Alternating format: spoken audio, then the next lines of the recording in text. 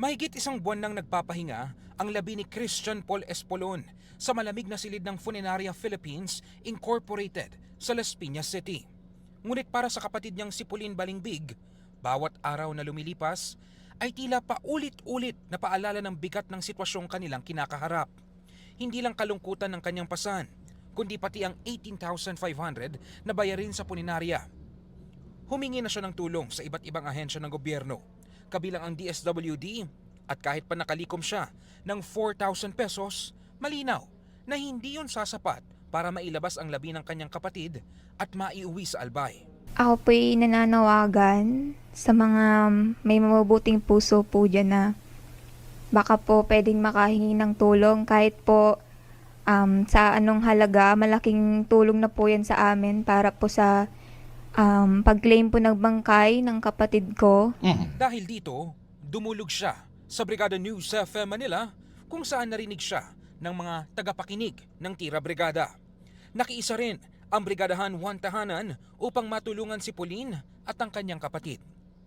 Unti-unting lumobo ang kontribusyon hanggang sa nakalikom ng kabuuang 19,000 pesos nang walang sapilitan, kundi pagkukusang loob lamang.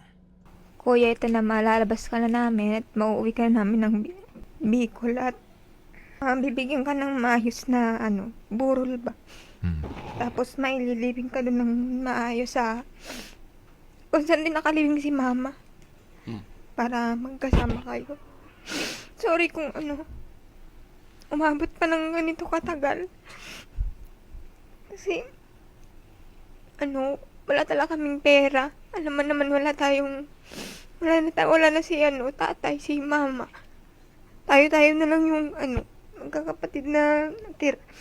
Agad na kumilos ang Brigada Manila Team kasama si Brigada Abner Francisco upang personal na magtungo sa puneraria, bit-bit ang pag-asa ng kabutihan ng ating mga kabrigada.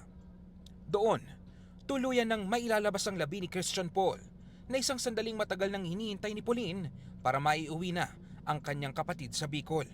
Nagpapasalamat din po pala ako sa Brigada 1 Tahanan Party List sa tulong nyo pong 5,000. Maraming salamat din po sa buong staff na Brigada News FM Manila at saka sa mga tumulong po, nagpadala ng through GCash. Salamat po kasi nabayaran na po namin yung balance namin dito sa puneraria. May uuwi na po namin si kuya sa probinsya. Dahil sa brigadahan, makakauwi ang isang kapatid at nakahanap pa ng lakas ang isang pamilya.